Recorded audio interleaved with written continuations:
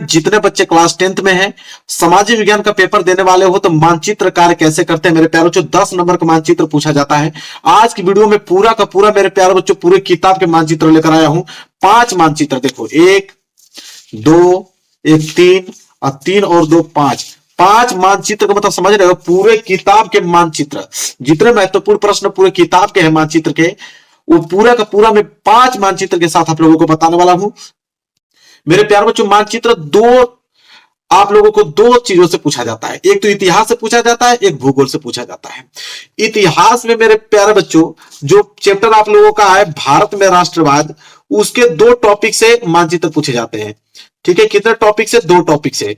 दोनों टॉपिक में इसमें कवर करने वाला हूं, तो 2 मानचित्र तो इन दोनों में लग जाएगा, इन दोनों टॉपिकों में लग जाएगा। इसके बाद भूगोल से 3 टॉपिक से, एक संसाधन एवं विकास से पूछा जाता है, दूसरा जल संसाधन से पूछा जाता है, तीसरा कृषि से पूछा जाता है। तो 3 इसमें 2 इसमें, टोटल कितने? 5 मानचित्र मैं आज आप लोगों को भर के दिखाने वाला हूं, और 5 मानचित्र से ही आपके प्रश्न एग्जाम में आते हैं। कितने नंबर के लिए? 10 नंबर के लिए।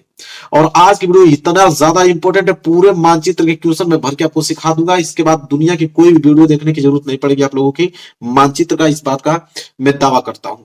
मेरे प्यारे बच्चों 5000 लाइक चाहिए मुझे इस वीडियो पे, अधिक से अधिक लाइक दिलवा दोगे तो बहुत अच्छी बात है, लेकिन कम से कम 5000 लाइक। वीडियो को लाइक कर देना, चैनल पे ना तो चैनल को जरूर सब्सक्राइब कर लेना। मेरे प्यारे बच्चों देखो, सबसे पहले हम लोग स्टार्ट करेंगे भारत में राष्ट्रवाद।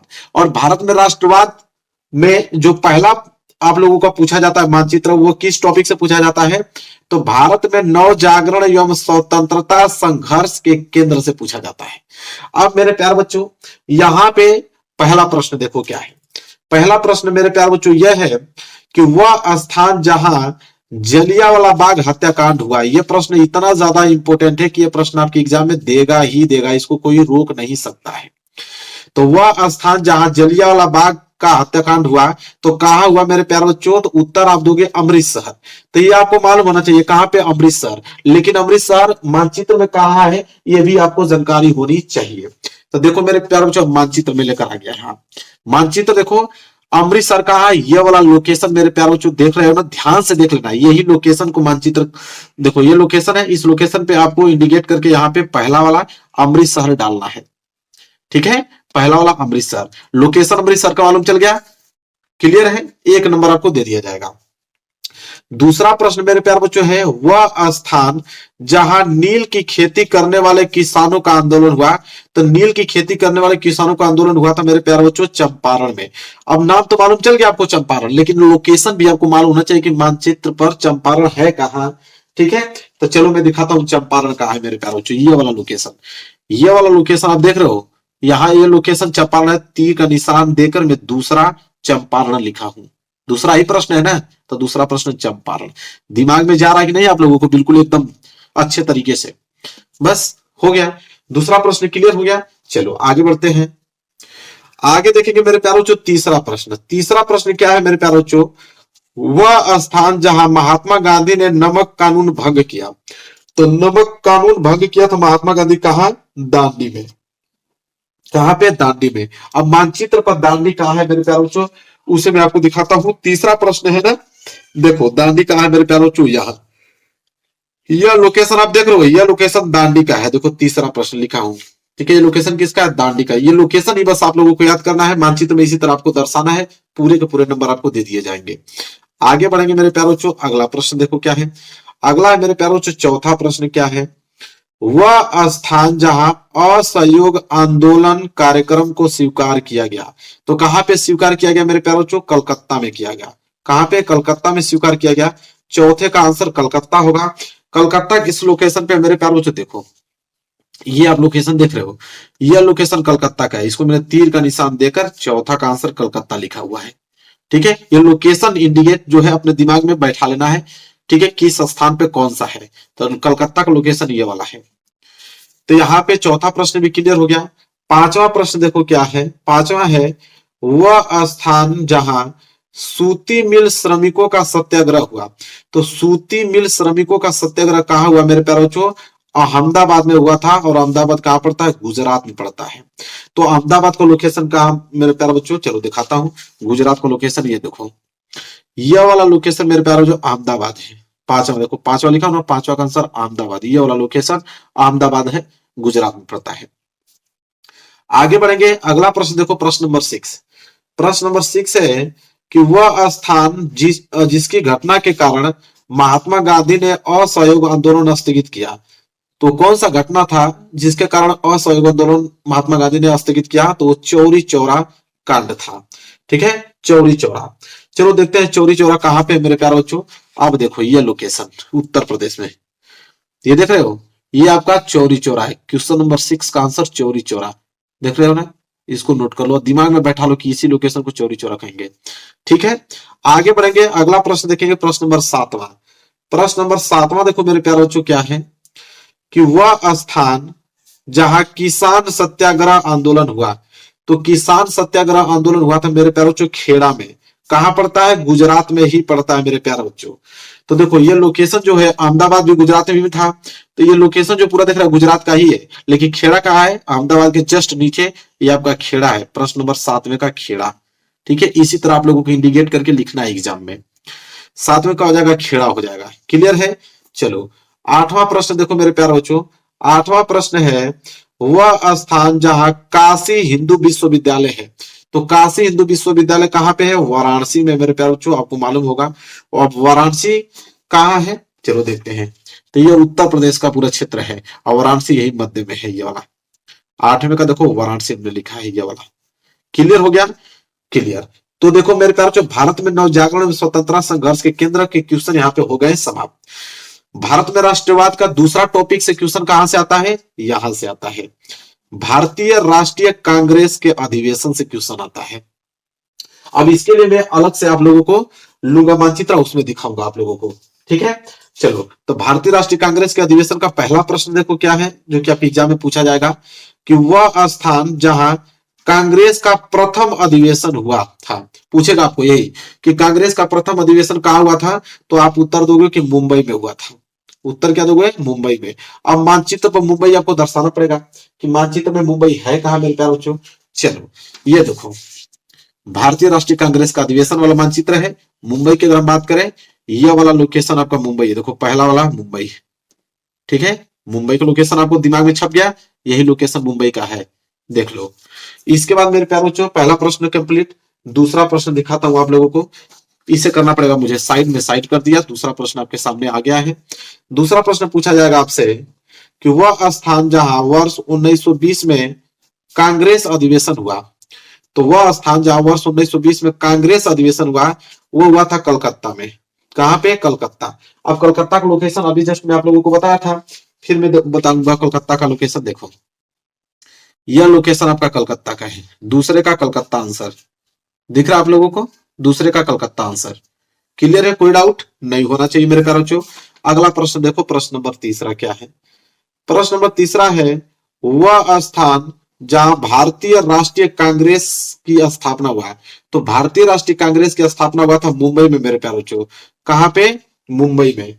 चलिए तीसरे का भी मुंबई होगा, मुंबई का मैंने पहले वाला ही आंसर बताया था, तो यही लोकेशन तीसरे वाला का भी होगा। तो देखो मैंने वही लोकेशन पे तीर खींच के तीसरे का मुंबई लिख दिया है। ठीक है, मतलब पहले वाला का आंसर भी मुंबई है, तीसरे वाले का आंसर भी मुंबई है। क्लियर है आप लोगों को। चलो आगे बढ़ेंगे, चौथा प्रश्न देखो क्या पूछेगा। चौथा प्रश्न है मेरे प्यारे बच्चों, वह स्थान जहां वर्ष 1927 में कांग्रेस का अधिवेशन हुआ है, तो वर्ष 1927 में कांग्रेस का अधिवेशन जो हुआ था मेरे प्यारे बच्चों, हुआ था मद्रास में। कहा हुआ था, मद्रास में हुआ था। अब मद्रास कहा है मेरे प्यारे बच्चों, देखो ये लोकेशन, ये वाला लास्ट वाला जो नीचे आओगे श्रीलंका है, ये वाला मद्रास है। चौथा का आंसर हमने यहाँ पे लिखा हुआ है मद्रास। क्लियर। चलो आगे बढ़ेंगे, पांचवा प्रश्न देखो। पांचवा प्रश्न मेरे प्यारे बच्चों, वह स्थान जहां वर्ष 1929 में कांग्रेस का अधिवेशन हुआ था। अभी हमने 1927 में कांग्रेस का अधिवेशन देखा जो कि मद्रास में था, और 1929 में जो कांग्रेस का अधिवेशन हुआ था वो लाहौर में हुआ था। कहा हुआ था मेरे प्यारे बच्चों, लाहौर में हुआ था। अब लाहौर मानचित्र पर कहां है, तो यहां है। ये वाला आप सिंबल देख रहे हो, ये वाला लाहौर है। पांचवें का आंसर लाहौर। कंप्लीट, समझ में आ रहा आप लोगों को। आगे देखो, अगला प्रश्न है प्रश्न नंबर 6 मेरे प्यारे बच्चों, वह स्थान जहां कांग्रेस और मुस्लिम लीग का वर्ष 1916 में समझौता हुआ, तो कांग्रेस और मुस्लिम लीग का 1916 में जो समझौता हुआ था, कहां पे हुआ था मेरे प्यारे बच्चों? लखनऊ में हुआ था। कहां पे? लखनऊ में हुआ था। अब लखनऊ का है तो उत्तर प्रदेश में ही लखनऊ पड़ता है, और लखनऊ यह है, ये वाला पोर्शन आपका कहलाएगा लखनऊ। देखो 6 का हमने लखनऊ लिखा हुआ है। कंप्लीट हो गया? कंप्लीट। भारत में राष्ट्रवाद के दोनों टॉपिक हमने कवर कर दिया, 2 मानचित्र के हिसाब से। चलो अब मेरे प्यारों जो भूगोल के क्वेश्चन आते हैं। भूगोल में मेरे प्यारों जो 3 चैप्टर से क्वेश्चन आता है, अभी मैंने बताया भूगोल से कितने? 3 चैप्टर से। पहला आपका जो है वो है पॉइंट संसाधन एवं विकास से। संसाधन विकास से जो मेरे प्यारों जो पूछा जाता है, उसमें पूछा जाता है कि भारत के राजनीतिक मानचित्र पर पहला, दूसरा, तीसरा, चौथा और 5वां मृदा के प्रकार बताइए। मतलब 5 मृदा के प्रकार हैं जो कि मानचित्र पर पूछा जाता है। ठीक है, 5 मृदा के प्रकार। चलो अब मृदा के प्रकार मेरे प्यारे बच्चों मैं आपको बता देता हूँ, 5 मृदा के प्रकार कौन कौन से हैं उसको आप नोट कर लो। देखो मानचित्र पे मैं पूरा का पूरा मृदा का प्रकार ही लेकर चला आया हूं, नोट कर लो। पहला ये पोर्शन होता है जिसे काली मृदा कहते हैं, तो ये वाला क्षेत्र काली मृदा जाना जाता है। ठीक है, दूसरा मृदा का प्रकार मेरे प्यारों जो है यहाँ पे ये वाला क्षेत्र, ये वाला क्षेत्र को हम लोग बोलते हैं मरुस्थलीय या शुष्क मृदा क्षेत्र। तो अगर आपसे पूछे कि मरुस्थलीय या शुष्क मृदा क्षेत्र का लोकेशन बताओ, तो यहाँ पे इसी लोकेशन से आप इंडिकेट करके दिखा दीजिएगा। तीसरा जो होता है वो होता है पर्वतीय मृदा या वन मृदा। तो तीसरा देखो पर्वतीय मृदा या वन मृदा हो गया। चौथा जो होता है ये पूरा क्षेत्र आप देख रहे हो, ये भी वही है, पर्वतीय मृदा या वन मृदा का ही क्षेत्र है चौथा। और लास्ट एक मृदा बच जाती है जलोढ़ मृदा। तो जलोढ़ मिट्टी देखो यह वाला, ये वाला लोकेशन आपका जलोढ़ मिट्टी का है। तो 5 मृदा का प्रकार पूछता है आपके एग्जाम में, 5 में से कोई दे देगा, और 5 हमने मानचित्र पे यहाँ पे अच्छे से दर्शा दिया है, उसको नोट कर लो मेरे प्यारे बच्चों, ताकि आप लोगों के एग्जाम में कोई भी मृदा पूछे उसका लोकेशन तुरंत अब नाम सहित आप बता दो, ताकि नंबर आप लोगों को पूरा का पूरा मिल जाए। क्लियर है? कोई डाउट आप लोगों को इसमें नहीं होना चाहिए। तो देखो संसाधन विकास से खत्म। दूसरा जो पूछा जाता है, दूसरा चैप्टर वो है जल संसाधन से। दूसरा क्या? जल संसाधन से पूछा जाता है। जल संसाधन में मेरे प्यारों क्या आता है कि दिए गए मानचित्र पर क्या आता है कि दिए गए मानचित्र पर निम्न बांधों को चिन्हित कीजिए। अब बांध आपको देगा, कितने बांध है मेरे प्यारों? 7 बांध। 7 बांध में से ही आपको बांध देगा। पहला हीराकुंड बांध, दूसरा तुंगभद्रा बांध, तीसरा भाखड़ा नागल बांध, चौथा सलाल बांध, 5वां टिहरी बांध, 6ठा सरदार सरोवर बांध, 7वां राणा प्रताप सागर बांध। अब इनको पूरा लोकेशन आपको मालूम होना चाहिए मेरे प्यारे बच्चों। पहला हम देखते हैं हीराकुंड बांध। अब हीराकुंड बांध लोकेशन पे क्या है मेरे प्यारे बच्चों, उसको मैं दिखाता हूं आप लोगों को। देखो यह लोकेशन देख रहे हो, ये वाला, यही लोकेशन आपका हीराकुंड बांध कहलाता है। यह लोकेशन हीराकुंड बांध का है। ठीक है, दिख रहा आप लोग को हीराकुंड बांध। इसके बाद दूसरा क्या है? तुंगभद्रा बांध। तुंगभद्रा बांध का है मेरे प्यारे बच्चों, देखो लास्ट छोर पे आओ, ये वाला लोकेशन देख रहे हो, देखो हमने तीर खींच के लिखा हुआ है, ये लोकेशन आपका है तुंगभद्रा बांध का। ठीक है, आगे बढ़ेंगे। तीसरा है भाखड़ा नागल बांध। तो भाखड़ा नागल बांध ऊपर अब आओ, ये वाला लोकेशन देख रहे हो, ये वाला, यहां से तीर खींच के हमने तीसरा लिखा है भाखड़ा नागल बांध। ठीक है, और चौथा क्या है मेरे प्यारे बच्चों? सलाल बांध। अब सलाल बांध का लोकेशन देखो, भाखड़ा नागल बांध के जस्ट ऊपर चढ़ोगे ना तो ये वाला पोर्शन जो कि मैंने इधर तीर देख लिखा हुआ है सलाल बांध का है। चौथा देखो सलाल बांध, यही है लोकेशन। ठीक है, जो कि मैंने रंगा हुआ है। 5वां है आपका टिहरी बांध। अब टिहरी बांध देखो मेरे प्यारे बच्चों कहाँ है? जस्ट उसके नीचे है, भाखड़ा नागल बांध के जस्ट बगल में। जब इस साइड आओगे तो ये वाला लोकेशन देख रहे हो, मैंने लिखा है टिहरी बांध, 5वें का टिहरी बांध। कंप्लीट हो गया, ये भी लोकेशन आपके दिमाग में छप गया। आगे देखेंगे सरदार सरोवर बांध। सरदार सरोवर बांध 6, सरदार सरोवर बांध यहाँ पे है, ये वाला लोकेशन जो यहाँ से मुड़ा हुआ है उसके जस्ट साइड में आ जाओ, ये वाला है आपका क्वेश्चन नंबर 6 सरदार सरोवर बांध। एक बांध और बचा है जो कि राणा प्रताप सागर बांध है, जो कि यहाँ पे है, ये वाला, ये लोकेशन जो कि मैंने तीर देके यहाँ पे लिखा हुआ है 7वां राणा प्रताप सागर बांध, यही वाला लोकेशन है राणा प्रताप सागर बांध। देखो पूरा बांध का अपने लोकेशन यहाँ पे नाम सहित दर्शाया हुआ है मेरे प्यारों, इससे बाहर नहीं आएगा, मतलब इन्हीं 7 में से एक ठे देगा आप लोगों को, समझ रहे हो ना? चलो नोट कर लो। चलो अब मेरे प्यारों ये भी हो गया। अब आता है कृषि से। अब तीसरा पॉइंट क्या है? कृषि से। अब कृषि में मेरे प्यारों से कौन सा क्वेश्चन पूछा है? देखो कृषि में पहला क्वेश्चन आपसे पूछेगा कि गेहूं का सबसे बड़ा उत्पादक राज्य है। तो गेहूं का सबसे बड़ा उत्पादक राज्य मेरे प्यारों से पंजाब है। तो नाम तो मालूम हो गया, लेकिन इसका लोकेशन भी मालूम होना चाहिए कि पंजाब कहाँ पे है। तो गेहूं का सबसे बड़ा उत्पादक राज्य पंजाब, जो कि देखो यहाँ पे है, ये वाला लोकेशन, ये गेहूं का उत्पादक राज्य है, पूरा का पूरा मैंने घेरा हुआ है पंजाब। देखो तीर देकर लिखा है पंजाब। क्लियर है आप लोगों को? चलो दूसरा प्रश्न पूछेगा आपसे मेरे प्यारे बच्चों यहाँ पे कि सर्वाधिक जूट उत्पादक राज्य है। तो सर्वाधिक जूट उत्पादक राज्य है पश्चिम बंगाल। क्या है? पश्चिम बंगाल। अब पश्चिम बंगाल का लोकेशन मेरे प्यारे बच्चों देखेंगे, देखो यहाँ पे यह है आपका पश्चिम बंगाल, सर्वाधिक जूट उत्पादक राज्य है। फिर यहाँ पे मैंने लिखा है पश्चिम बंगाल। चलो आगे देखो, अगला तीसरा प्रश्न पूछागा आपसे कि कॉफी का सबसे बड़ा उत्पादक राज्य है। तो कॉफी का सबसे बड़ा उत्पादक राज्य कर्नाटक है मेरे प्यारे बच्चों। क्या है? कर्नाटक है। अब कर्नाटक लोकेशन पे क्या है, देखो कॉफी का बड़ा उत्पादक राज्य, देखो यहां से लेके पूरा कॉफी पाया जाता है, कर्नाटक ही है, पूरा यहाँ तक जो है कर्नाटक ही है। तो यहाँ पे तीर खींच के मैंने तीसरा कर्नाटक लिखा हुआ है। समझ में आ गया आप लोगों को?